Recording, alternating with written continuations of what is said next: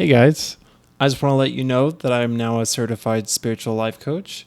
If you resonate with the topics and lessons that my guests and I discuss on my podcast, and you feel that you could use some empowerment and direction in your journey of becoming who you truly are, consider booking a free discovery call with me on my website at kindlemccullough.com. And now on to the episode.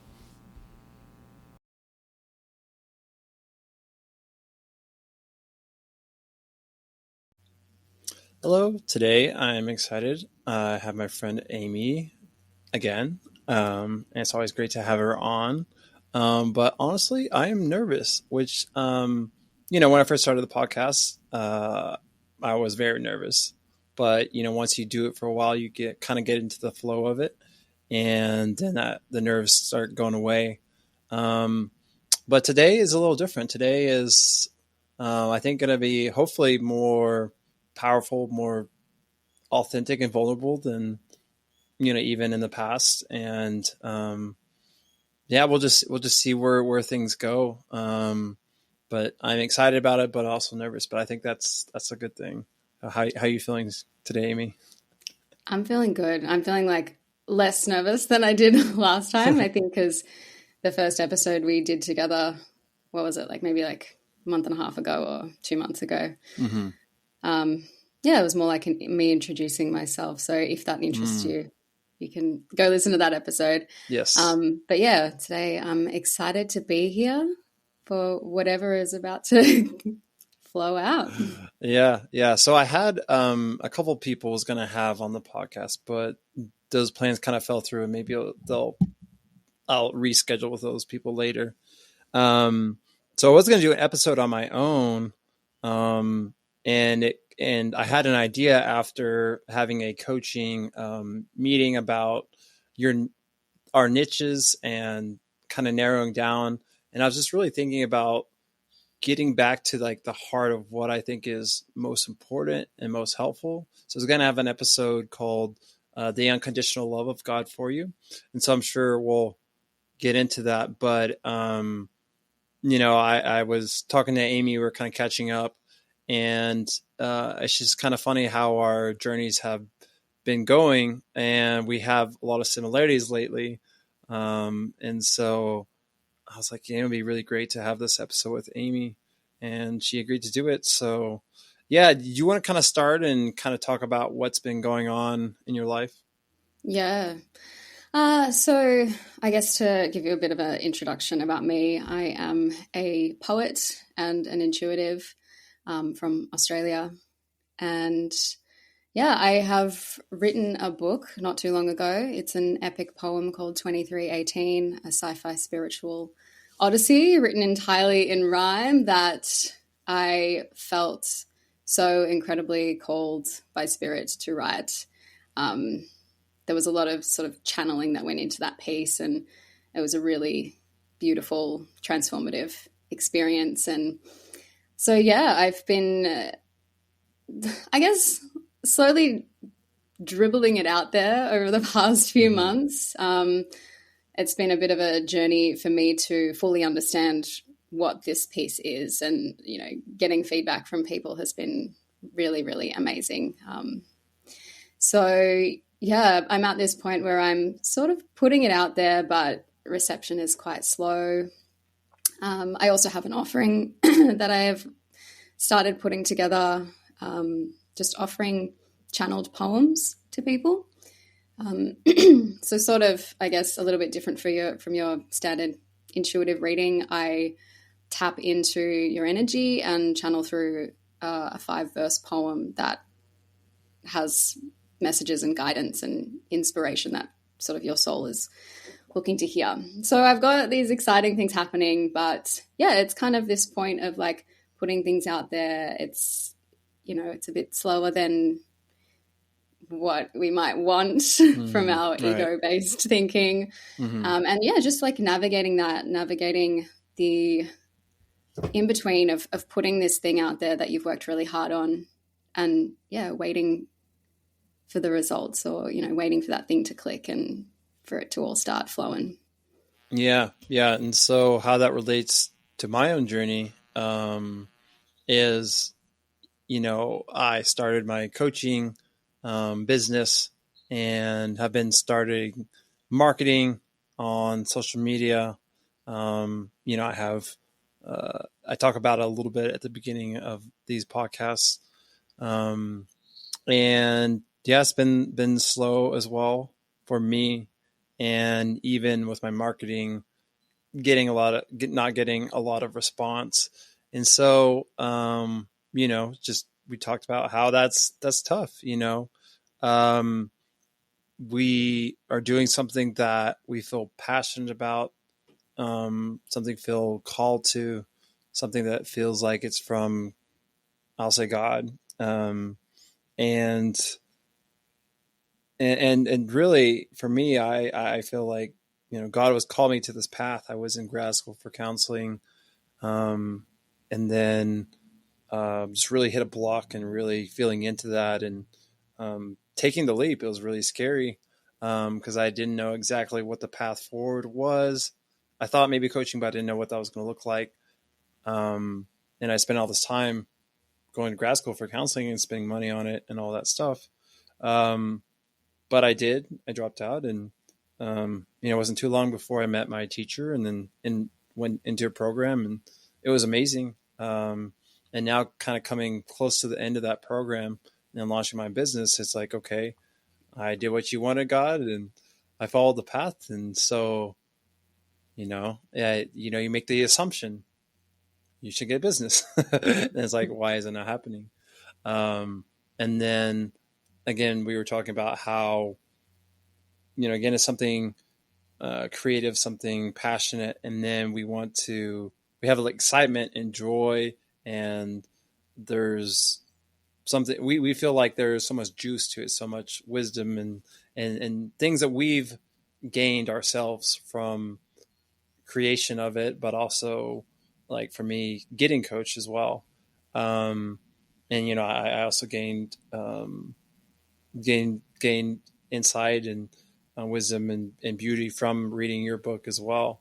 And then we went off that to the world, and then not seeing a lot. It makes me feel like a little kid, making a craft and be like, look at what I made, and then not a lot of response, and that's very hard. So there's like a little part of me that's just very sad about that, and so um, it makes it's been making it hard and discouraging to want to continue to market.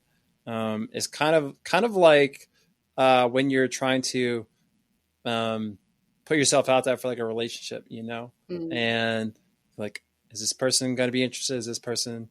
And then it's like, no, no, no. And you're like, okay, I'm tired of this. I'm not going to put myself out there anymore. All this rejection, Yeah. Yeah. And so, yeah, I think it's about how to navigate that zone that we're in, and reframing things. And the thing I try to remember is that, and I think the same for you, it's like a lot of time and effort went into these things that we are offering. And to think that we can like instantly know the right word to say to put it out there in the world, it's like that is something that takes time as well.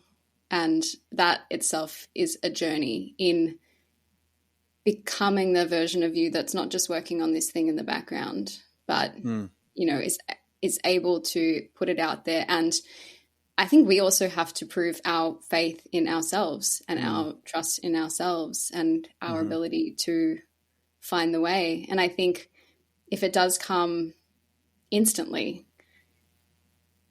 I feel like, if I put the book out there straight away when I did, like if I put it out there straight away months ago and it instantly blew up, I wouldn't have that depth of understanding of what this offering is and what it does mean to people. So yeah, it's kind of, I'm trying to reframe the process of not being impatient about it and recognizing what this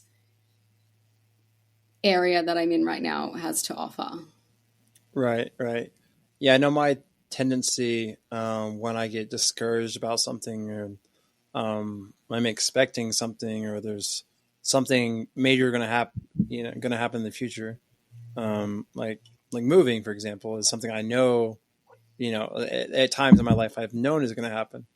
And then I kind of get stuck in this phase where I'm not being that productive, or, I'm just kind of laying around, whatever, not being healthy, and just waiting for it to happen.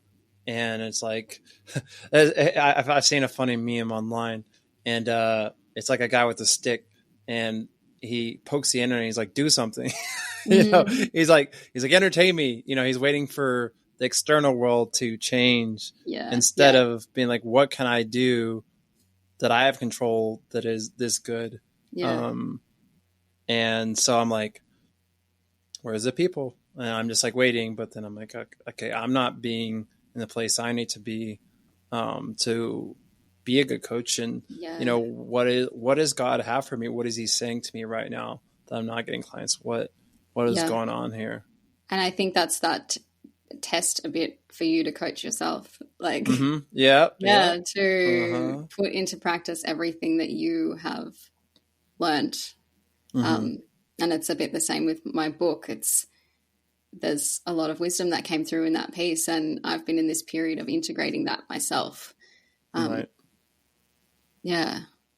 I think, obviously there's like your writing, and then my coaching school, but then it's like now it's a test of going deeper, of embodying that more into ourselves, and not just like, oh, I wrote this truth, but can I live it myself? Can I did the training to be a coach. Can I coach myself right now?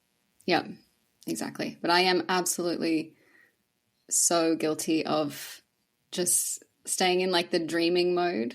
Being like, oh, I can see this amazing future for myself, and like it's coming, but then like staying there and not making the move that's necessary to bring it forth. Particularly in like my psychic kind of intuitive background, it's just I have a fixation on like looking into the future, but then you got to take those steps. Well, I think it's a common thing for creatives, I'll say, and I'm sure like spiritual is, we are creative, and we do are sensitive to like the emotions and the thoughts and stuff like that. So we're saying sensitive to that, but then sometimes it's kind of like even self-absorption, if we're honest, or overthinking, or just getting lost in our inner world, instead of being like, I can still take action. And I've been reading Course in Miracles, and it was talking about the difference between perception and knowing, and that they're kind of honest. They're like, the knowing is there if you really want it. You distract yourself and be like in perception and in the mind of like trying to figure things out and intellectualizing all that stuff. But if you really want to know, you can know. And with that, then you can take action or do what you need to do. And so that hit me. Yeah. And I've definitely kind of followed that call to take action recently. I have quit my day job. I feel like that was a sort of thing that was really bringing my energy down and sort of, I guess, keeping me in that spot of like, when is something going to come along and change my circumstance? Like I need something to like come and pull me out of this. But yeah, I was just tuning in, and it was kind of this like go ahead from spirit that was just like, make the move first and let us catch you. And it's been really, really, it was scary. But so I resigned yesterday, and instantly have just felt this like massive energy shift, and it feels like not only internally but externally, like the sun has just come out, and like my relationship with my partner feels so much better, and just it feels like from this space is where I can start making the changes that I want to bring into my life, and following the guidance from this book that I've written and everything that I've been learning and start putting it into place. So yeah, sometimes there is just that like one thing that maybe we haven't thought of that is this, something that's holding us back or that we need to let go of. And then the next step appears. But it takes time to figure out what that is or get to the point where it's time to start moving. Yeah. And I want to say about what we haven't thought of. I think a lot of times when it comes to these type of experiences and when people go through things like this, I think it's more about your intuition or like not a thought that I'm like searching in my mind, be like, how do I figure this out? It's like I surrender to the experience and to be like, you know what? I really don't know. I really don't know what my path forward is. I don't know what I'm supposed to do. Yeah. God help me. Yeah. And then it's like we're allowing that openness. And I think there is something too, I've noticed in my life that times that I feel vulnerable, times that I feel kind of lost, times that I, feel weak or whatever. But whenever I can acknowledge that and make that okay and not be like, put any shame around it or like I'm supposed to be, this amazing person that has it all together, that's draws me to God and that allows me to like help me. and then the answer comes in time. And it's like having faith that the answer will come when it needs to, and that my life's not going to fall apart and I'm not going to be safe and I'm not going to have enough money or whatever. It's like God's got me, and we got to trust in that. 100%. It's like I see it as like just this veil of noise that we like wrap ourselves in and just like worry about this path and like I need to find the answer, and then it's just like whoosh, it just falls, like this curtain just falls to the ground, and it's like and trying to like, oh, which path, this path, we're actually keeping ourselves in that place of overthinking in our mind instead of in our body of surrender for it to show up, rise to the surface. Like I think they say like, oh yeah, it was in the Old Testament. They're talking about like Moses is like, God, show me yourself, and it was like a thunderstorm, there was lightning, there was wind, all the stuff, and God didn't come in all that. He came in the silence. So it's like God is in the calm, in the peace, and so we have to cultivate that for us to hear him. He's always there, but we have to surrender. Like, oh, there he is. Yeah. And it's always like, taking each step and finding the thing that feels good or feels right. Like, speaking of the Bible, I have started reading that. And even just like that act, it might just be like, maybe I'm here because I need to learn more and I need to read more. And like, that's fine. Like I have what I need. I have a roof over my head. I have food in my belly. How can I make the best of this moment and do something that feels fulfilling and enriching. Yeah. That's perfect segue, but I want to go back real quick to for my job. I actually got fired, and I was feeling like, okay, I'm coming close to the end of doing this job. There's a lot of dysfunction, a lot of issues here. There was lessons for me to learn in that too, and I was like embracing them and learning them, but I knew that I was transitioning to my coaching, and it wasn't a job I wanted long term, and then there was all the issues. And so when I got fired, I was like, okay, that's God just being like, it's time. And I'm like, yes. But I didn't, it's almost easier getting fired than quitting, because it's like, I didn't choose it. And I also got fired for a dumb reason. So I was like, I know that, I don't feel guilty about what happened. That's good. Yeah. How, and maybe you already said it, but like, is it different, like actually making the choice yourself to like quit your job?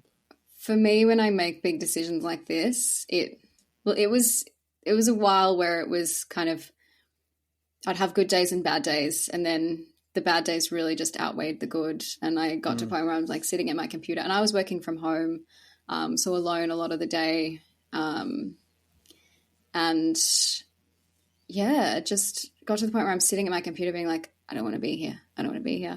And it's like I just could not see a future. There was just a roadblock in front of the path of like staying there. It's like it doesn't go any further. Like I can't physically keep doing this. So when I thought about leaving, it's like I can just see that path is the one that is like lit up, and whatever is, you know, on the other side of that through this space that I'm making in my life. Like I don't know what it is. But I'm trusting that this call has been put in my heart for a reason, and you know what's meant for me is on the other side of this, and that's just the energy I'm going to take walking forward and try to maintain, because it is still scary, like not having that definite safety net. But you know, I do have a supportive partner who is, by my side in this decision, which is really amazing, and bit of money saved, so you know I'm not gonna end up destitute or anything. Yeah. I think it's so, I don't know. It's hard to know, I guess, as far as like how do you trust God and be like, okay, this is what He's calling me to, but also not be completely delusional or completely like, you know, like, oh, I have no money, I'm just gonna quit and just, you know, what am I going to do? But I don't know. I've read stuff where sometimes people do, and then God's providing. So, you know, it's hard to speak in someone else's life and be like, you know what? I don't think this is right. It's like, how do we know for sure? So I think it's just everybody's journey to figure out, like, is God really calling me to this? And like, how safe or unsafe is okay. Exactly. It's so true. And I think there is a big responsibility, like that I feel like personally, like to maintain that positive energy as I move forward, because I think it can overwhelm people, and it can, you know, put them down a path where they don't feel prepared. But I've done a lot of internal work and really worked on my relationship with God and with Spirit over these past few years, and for me it felt like if I don't do this, there's going to be some way where it happens anyway. Like, I don't know what it is. Maybe I get fired. Maybe the company goes bankrupt. I don't know what it is, but it just felt like that path was going to end regardless. And it's happened to me before where I've made big decisions like that. And it's just like, I feel like this is going to blow up if I don't. It's just a knowing.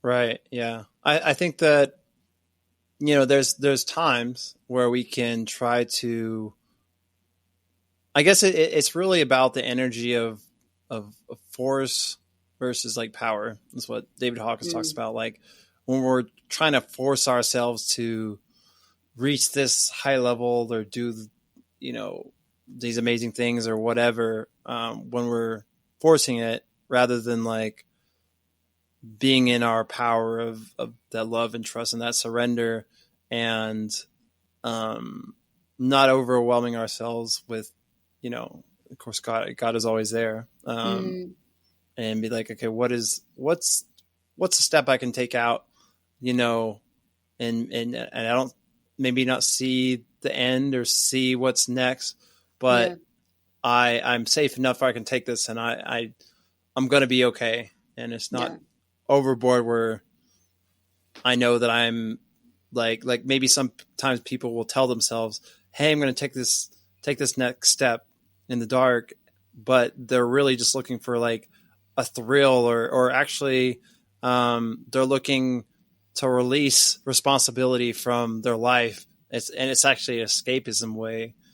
And then they just lose total control, and it's just like too much. And so I think it's just, continue growing that relationship with Spirit to really discern like, what's the energy behind this? What is my energy behind this? My intention. Yeah. Very true. I think with me also, it's interesting because I living this like intuitive, guided path. I find it really difficult to make plans, like, Mm. or Mm-hmm. like goals, that we're sort Right. of taught that we need to have these like smart goals and you move towards them Mm-hmm. step by step. For me, it's interesting because I'll have like an inspiration or something and it's like, oh, well, that chucks that out. Like, it's, Mm-hmm. Mm-hmm. um, yeah, I'm really just taking each step like one at a time. And Mm-hmm. it's freeing, but it is also like quite, yeah, daunting as well. Yeah. Yeah. I've seen a really cool like picture chart, whatever, and it's like surrender on one side, action on another, in the middle is like flow. And so that's how because I've thought about that with like goals, and it's like I'm a coach, like we do goals, Mm, um, and that's how kind of the Western, like that's how society works.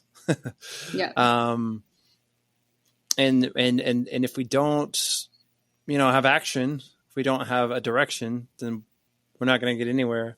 Mm, Um, that's sometimes I kind of take issue with this oneness language or perspective when people get skew that too much into no inaction and um, kind of slothfulness or whatever. Like um, we want responsibility, or we want freedom, but that means also taking responsibility for your life.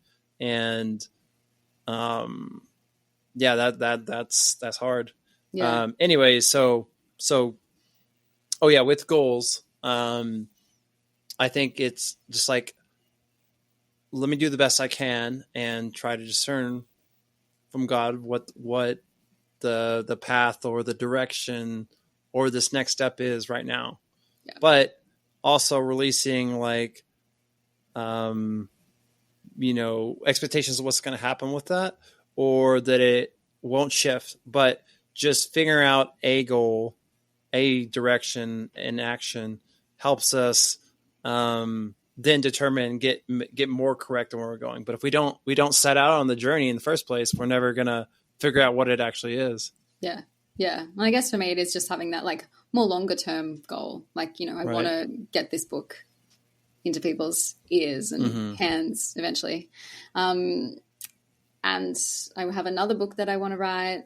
And just, yeah, like praying for the best outcome for myself and my family and, everybody basically. And then for me, it's like following that step by step as it lights up in front of me. But I think we all do have different ways of decision making and the way we move through the world. Mm-hmm. Like, have you looked much into human design?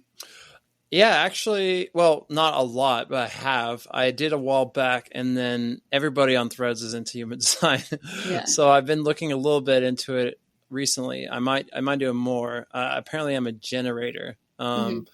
but that's like also annoying to me because it's like you just be, and things will happen, and I'm just like Yeah. I Yeah. I, I don't know. I don't know how I feel about it, or I want to learn more. Like yeah, more. Yeah. But what does it mean, and how do you implement that in your life, and what? Yeah. I did a course on it when I sort of initially left my corporate job and moved towns and started studying all these sort of spiritual avenues. I did a little course on human design. It is, if you try to actually like really learn it, it's quite confusing. But Mm, I have found like that I do feel like I am stepping more into this this human design that I have. So I'm a splenic projector, and mm, we're kind of meant to be more guides that don't have the same sort of energy levels as generators to like, mm, yeah, maybe follow through on those like step by mm-hmm, step goals or, work 8-hour days or whatever it might mm-hmm, be.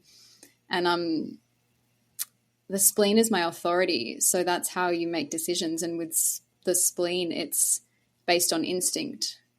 mm-hmm. So when I'm trying I to make think I am the spleen as well, or like instinct. could be. And Yeah. yeah, if I have a question, I just kind of listen, and for me, I just hear it as a yes or a no, and then I'm like, okay, Mm-hmm. let's do it. And I don't overthink, and I just trust. And it's interesting because I'm trying to like, you know, I kind of see it as the voice of God, or, you know, my higher self, or it's connected to my divine plan. Like my spleen knows the way. Like, Yeah. but yeah, I guess that there's others that's like emotional, and it takes like, you know, a couple of days for you to really go through this emotional flow of contemplating something and finding out if it's right. And I think others are more, some have some sort of mental process that they use, but yeah, it's interesting. Really interesting. Yeah. Yeah.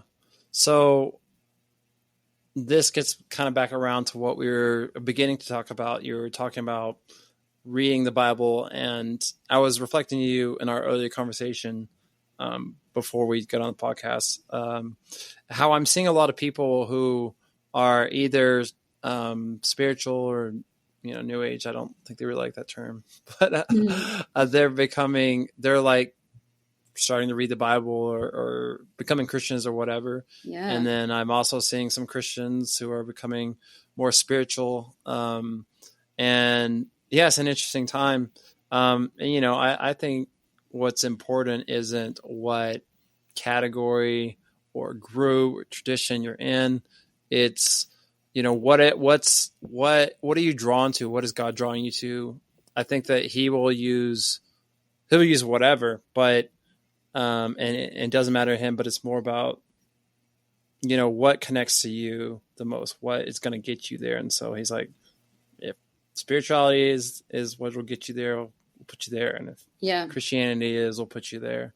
But I think that there is a deeper level, you know, people kind of go through these stages of development when they are more dualistic, and they're like, oh, Christianity is the way, or this is spirituality is the way, or breathwork's the way, or whatever.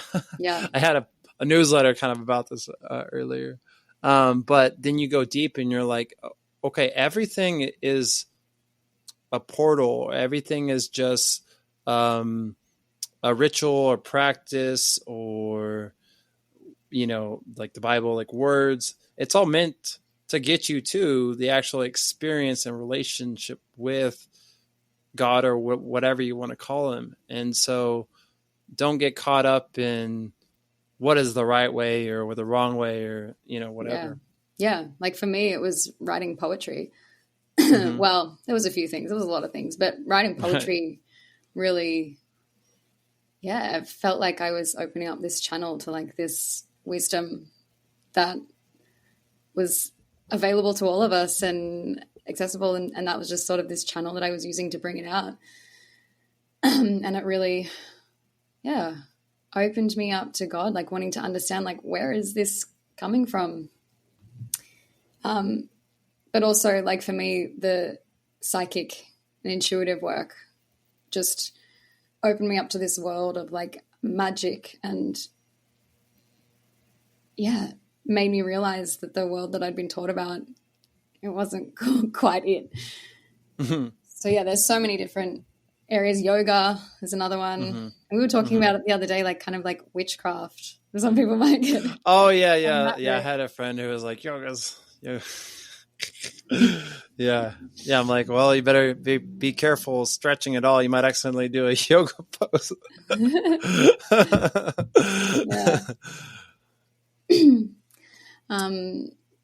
But yeah, it's kind of just about finding your own way, for sure.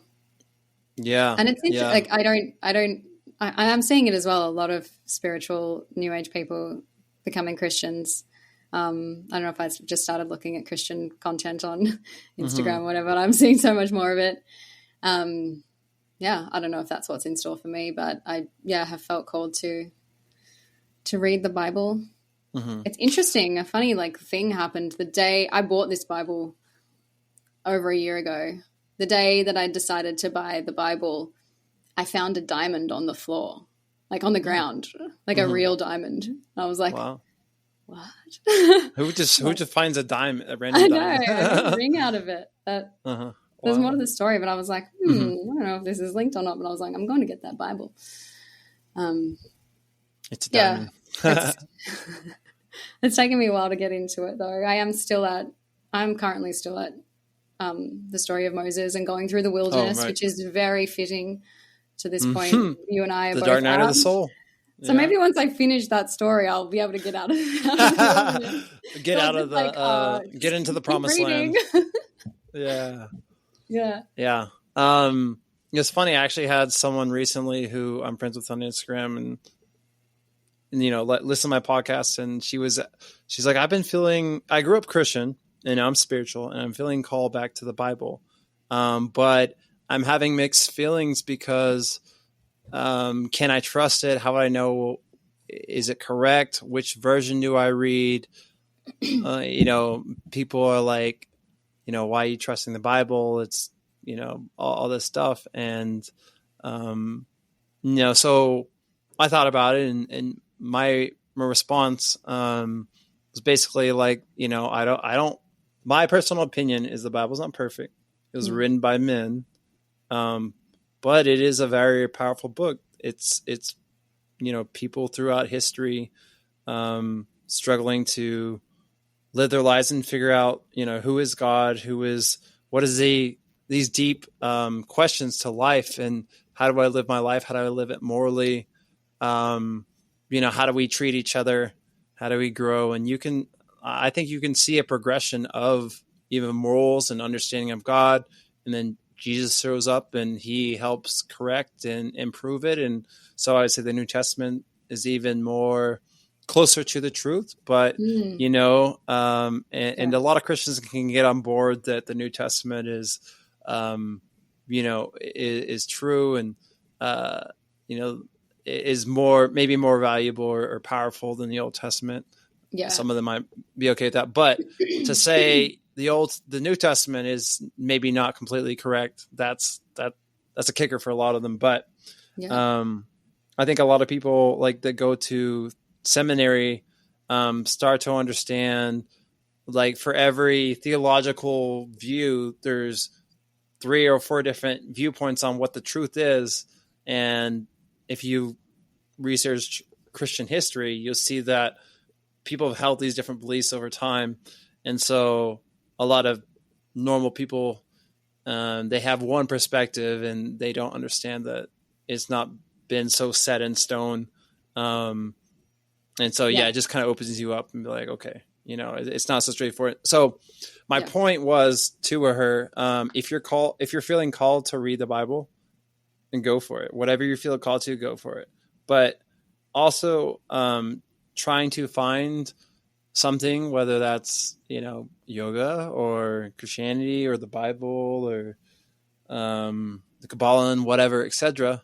It's not the answer. It's a portal to the answer, and the journey of life to develop that relationship with God and discern what is for me and what is for my life and what's going to help me. And so that's the answer. And I think in our society that is even more important today, when we have so much exposure to so many voices, so many different things.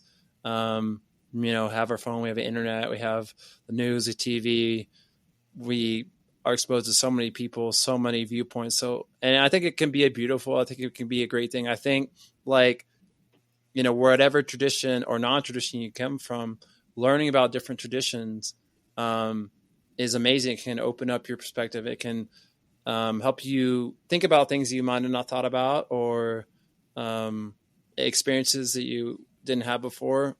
And then it can also, and things that are different, but it can also make you be like, oh, there's the same principle or same idea or same belief in this tradition as this tradition.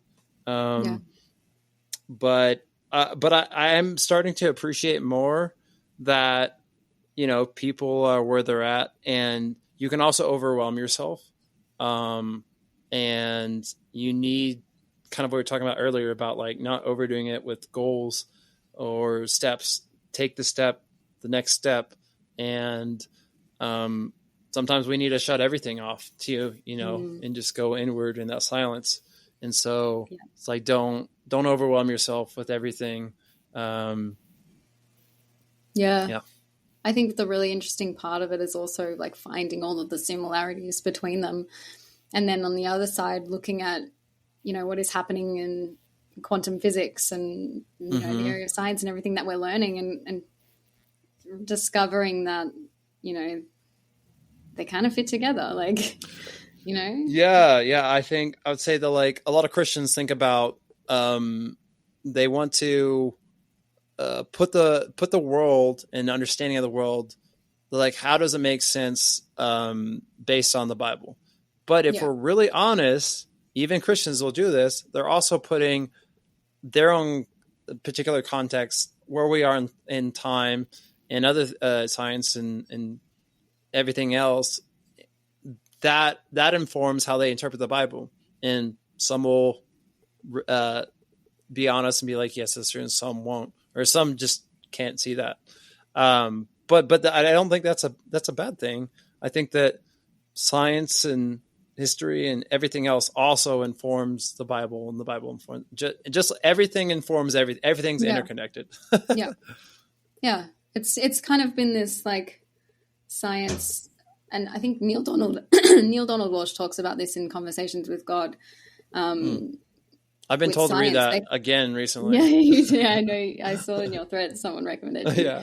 But it's like, as humans, we went on this like discovery mission where we let go of, the story of God and the faith aspect of things to really look at the science behind it, like the nitty gritty and the rational, like, and look at it without preconceived notions and like follow this evolution of that through the new tools that we have and everything. And I do see it as coming back together. Like that's kind of where we're at now. It's this, it's going to be a scientific revolution, and we're going to have to change a lot of our belief structures. Because so many people just wait until it's like science has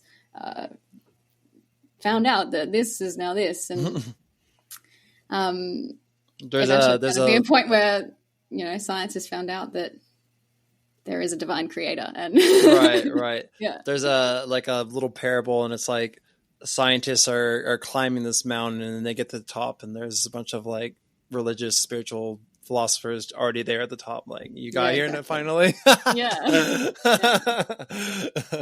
But science does allow us to do things and heal and all that, is do very things that we can't do alone in religion and spirituality, and helps us see things from a more detailed perspective and new ways. So it's like, it's not one or the other, it's both. They're both important. Both great. Definitely. So I want to ask, what do you feel like in this kind of void area that you might find yourself in? What do you see as your next steps? What do you? Yeah, that's kind of what I was implementing. Yeah. So in my coaching class recently, we had it's called Coach Studio Live, it was our monthly business class. What's going on with your business and what can we learn? And so we're talking about niche, and that's your specific area that you coach to. And it's funny, actually, I did this recently. It's been a trend, ChatGPT. People have been getting ChatGPT to roast their Instagram and be like, what's wrong with my Instagram? So I did that too, and it was harsh, but it was funny. But besides just the entertainment and getting roasted, is also like, okay, what can I improve on? But then this course, this class was another level of that. And so it's like, she's like, you have good content, but you're not specific enough. And so people aren't so sure who you are and what you're offering. And two, your energy level and your excitement and passion is not there. And I was like, that's interesting. What's going on here, And I think it's, there's always everyone's journey. And my journey is like my podcast was another step in being honest, being vulnerable, being like, this is who I am.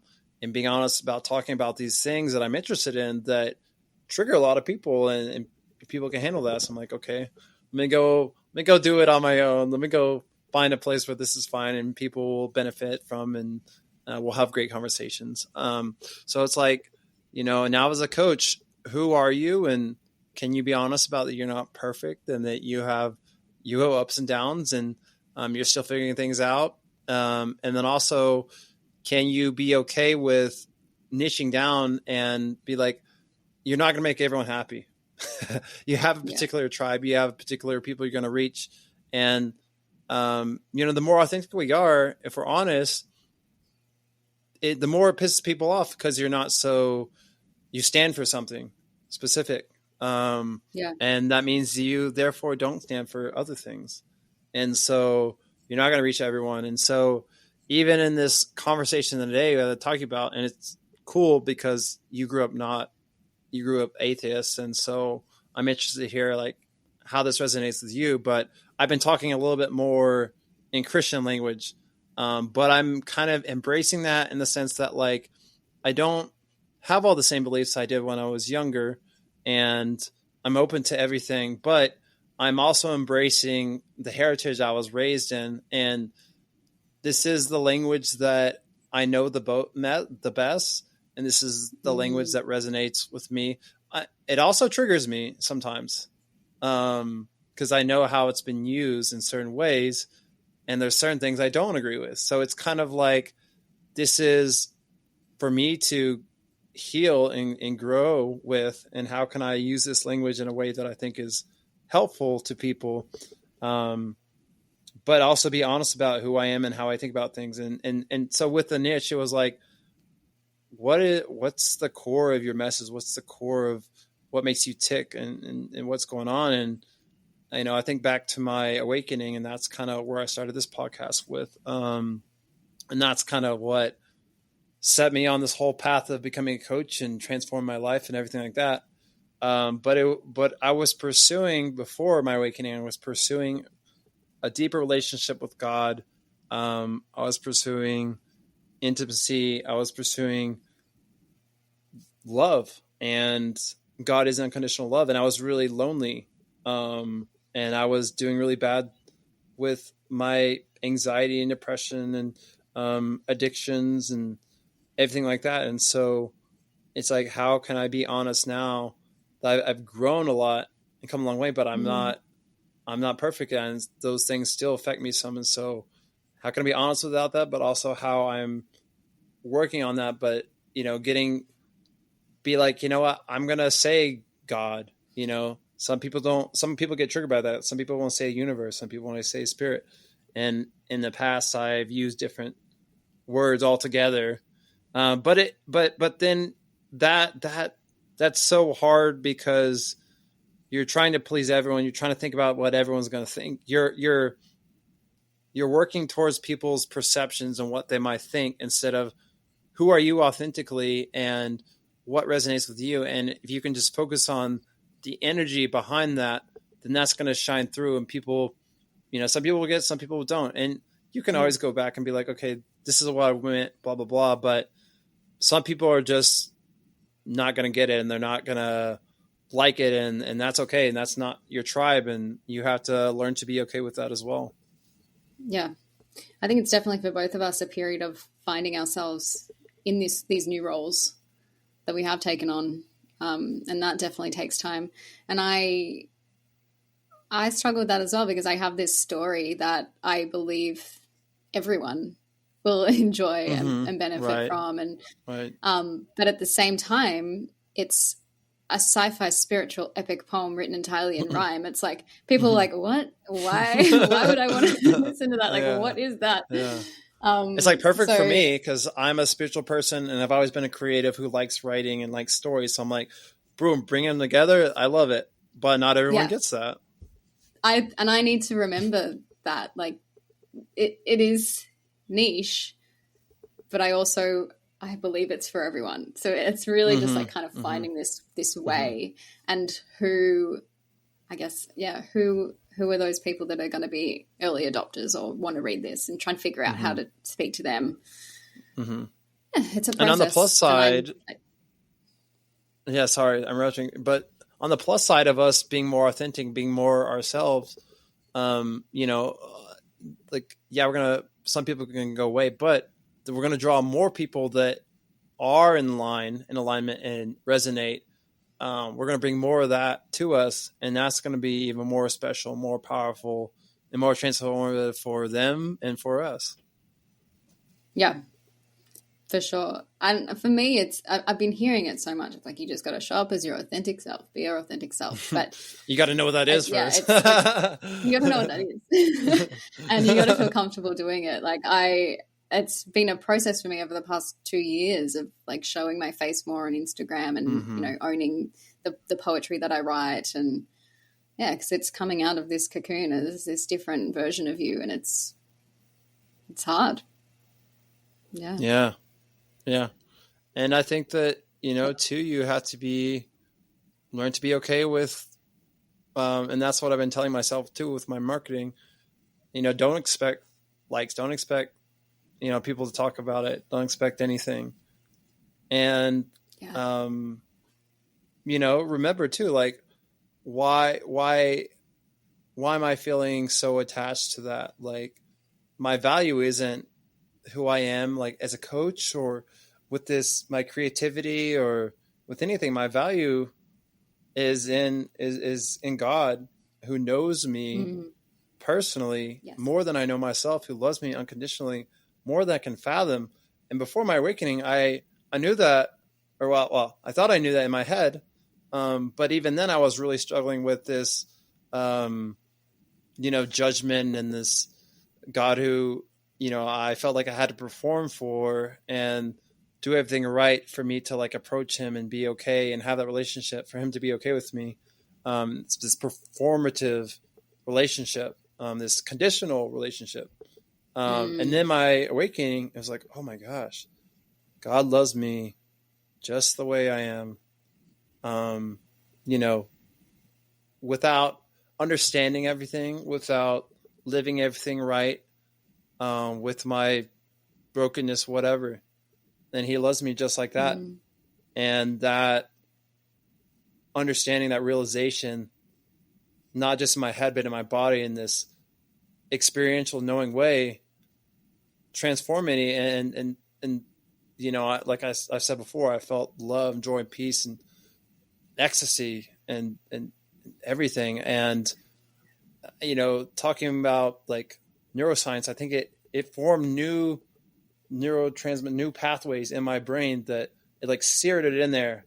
And so now it can, and it's so funny though, even then, as humans, we're so quick to forget, we're so quick to, like, go into the fight or flight, or like, I got to do this, or I'm looking for value here, outside. But I can always go back to that and know that, and then I want to continue to, and like we're talking about earlier, about getting lost in the practices, or the traditions, or the books, whatever, that we're doing those things. And I won't say don't do them, but just remember the point. The point is the relationship, is the experience. But that experience doesn't have to be this amazing awakening of this crazy thing. In fact, most of the time it's not. Most of the time it's very small. It's very, it's in the quiet. It's in the small, everyday little things in life. So how can we discern and slow down to see that in everyday life? That's such a beautiful realization, and I know it's there for me as well, that, like, unconditional love from God, but there's also that aspect of going on this spiritual path and realizing all the things that aren't serving you, and so knowing, when you're doing something that isn't serving you, you do feel that, like, guilt, or like, but again, it is also remembering who the audience is. Like, even if the outside world is not responding how you hope they will, the main audience is God. And if you're following the steps that you feel guided to take, and if it takes you thinking that this is the one that's going to take everything off, make everything take off, to take that step, that's okay too. Maybe that's just what you needed to believe to take the step. And yeah, just that's what I kind of try to remind myself. It's like, okay, I posted this thing. That wasn't the thing that took off, but that was just a step along the journey that I was guided to take. And I know that, God's proud of me for that. Yeah. Yeah. I think, it's so funny. Like Christianity it's there and then it's distorted so much as well in the sense of grace and forgiveness. But also this perversion of it in the sense of like, to have a relationship with God, to be loved, you need to do this. You need to get baptized. You need to say this about Jesus. You need to have these certain beliefs about Jesus. There's even like God was, the extreme version is God is angry and it took Jesus to die on the cross to satisfy his anger at us for doing wrong. But even most Christians don't have that view, that extreme view. But there's still all this conditional stuff in there. But there is, I think, the true message of forgiveness. And I think spiritual people, they're like, yeah, there's love and you're part of that. But they can also bypass how we're not perfect and how we do hurt ourselves and hurt other people. And that hurts our conscience. And that, makes us want to hide from God. And that, hurts our healing and our growth, and that hurts everyone around us. And so Christianity does talk about, God loves you unconditionally, but that doesn't mean that he wants what's best for you and for others. And that takes us being honest with like, hey, you know what? Here's how I'm broken. Here's what I've been doing wrong. And God will help us with that. And let me bring it to you and be like, okay, how can you help me do better? How can you help me heal? And it's like, I know you forgive me and you already forgive me. You're unconditionally love me, but how can you help me accept that for myself, love myself, forgive myself in an unconditional way that you already do for myself, so that I can move forward and take these actions and atone for everything. And Jesus says, as I died on the cross, came back, take up your own cross. That you could say it. How can I crucify my ego so I can live in my spirit? Yeah. Yeah. It's like deep work, isn't it? Yeah. Yeah. I'm actually I am really excited to read the New Testament. I'm still a long way to go. Yeah. How long it's going to take me to get there. Yeah. But yeah. Yeah.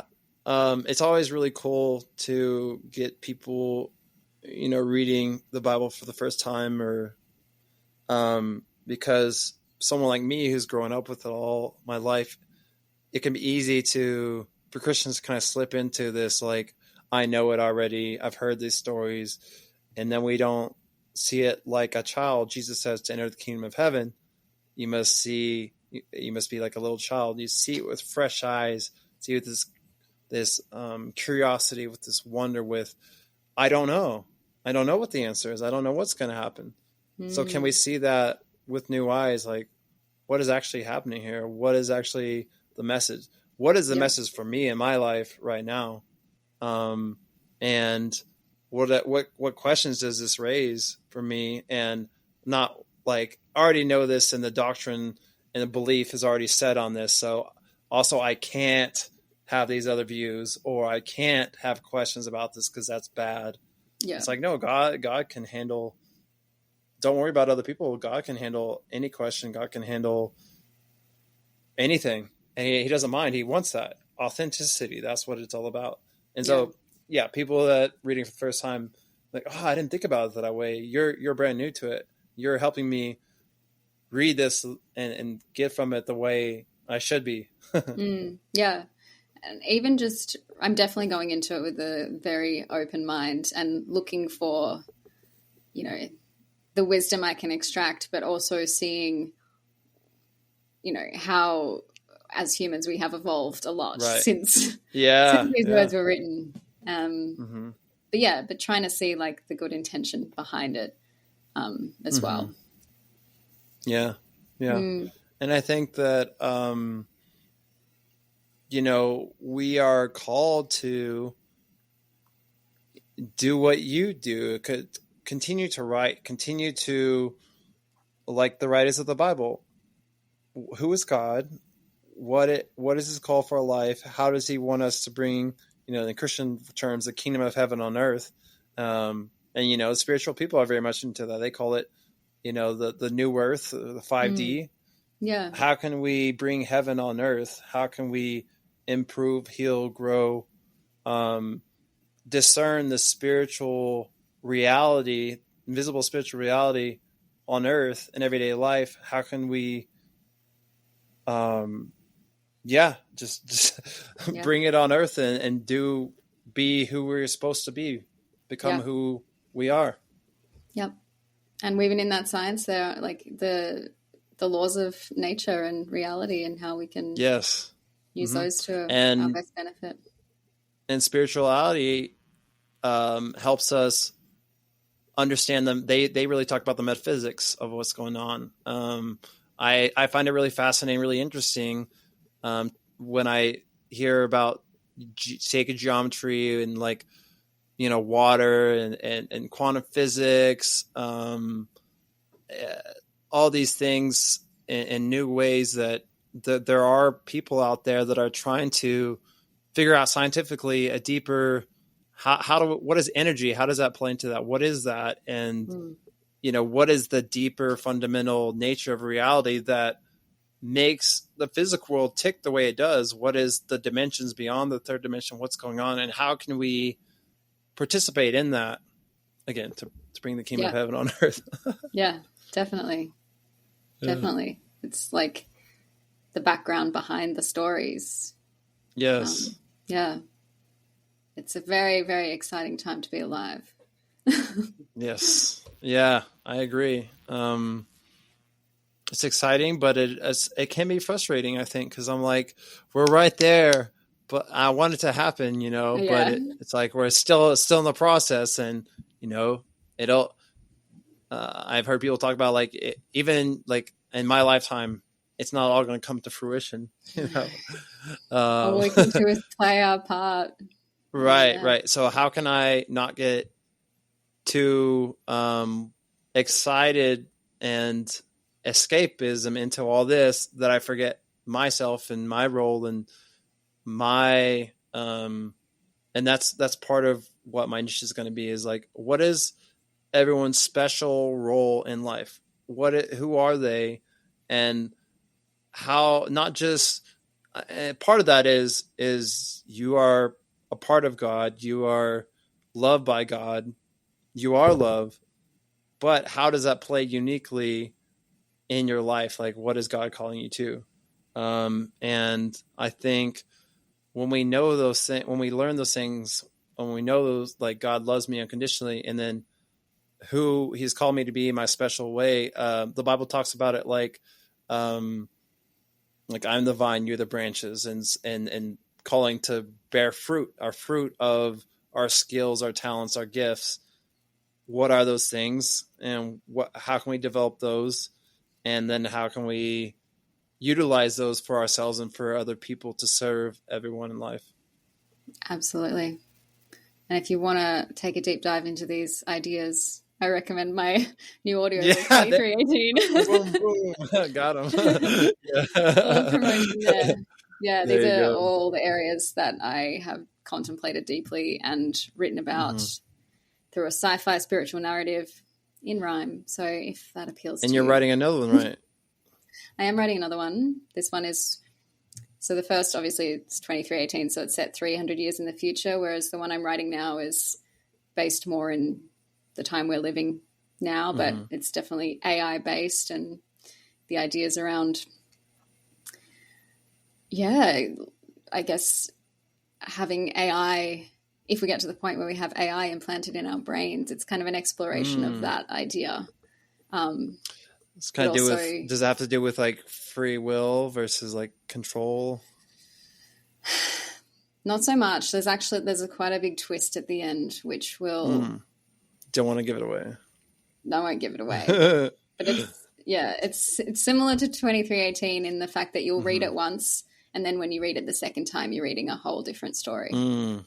Yeah, those are my favorite books. One of my favorite author that's still alive is Ted Dekker, and maybe all of his books, most of them are very like Matrix like, where like you think it's this certain way, and then at the end it's like boom, no, this other way, and it shifts your whole perception. And that's also how we grow, is like what repent actually means is like, it comes from this Greek word called metanoia, which means like change your mind and get out of your mind, see from a different, bigger perspective. And it's just like so powerful. Like gives you that adrenaline, that endorphin, like, oh my gosh, I just all came together. It fits. Yeah. And that's the thing. That's what I feel is eventually going to get us out of this void. It's like, that's that one idea or that one realization where it's like, oh, that's why this thing hasn't happened for me yet. That's why I'm here. And just trusting that moment will come. Right. Yeah. And sometimes the moment comes, and sometimes it's different. It's just different. Sometimes it's like little moments of that come time after time after time, and we slowly get it. So it's like, how can we look for both? How can we be like, maybe it'll happen in one big snap, but also maybe like the thing that needs to happen, it's not an aha moment. It's just like, I'm just doing this thing, and then then it happens. Like, right. It's also like you need faith until you don't, until you have a knowing. I always like that Carl Jung video where they're like, do you believe in God? And he's like, I don't believe, I know. Like, I've experienced it. Like it's real. So, I think we can be, there's also a fine line between like, faith, and then skepticism, in the sense of like, how do I know what my experience was? How do I know that was real? How do I, but it's also like, that was real. That was God. That's just like my awakening. Like I finally accepted, like, that was God. That was real. I know that. And then that allowed it to transform my life. Yeah. Cause it's kind of like a balance of having trust in God, but also building the trust in yourself to know God. Yes. Yeah. That's great. Well, shall we leave it at that? Yeah. Instead of just adding a bunch of words, and making this longer, we can just be like, it doesn't have to be long. That we said what we needed to say. Yeah. Well, thanks so much for coming on. It's always amazing to talk to you, and I just love how authentic and free flowing this was, and felt really great. Well, thank you for having me. It is always a pleasure. Yeah, it's been a really good chat. I always feel like these chats are like, portals to spit us out the other side. And what have we learned? And where can we go from here? Yeah. So thank you. Awesome.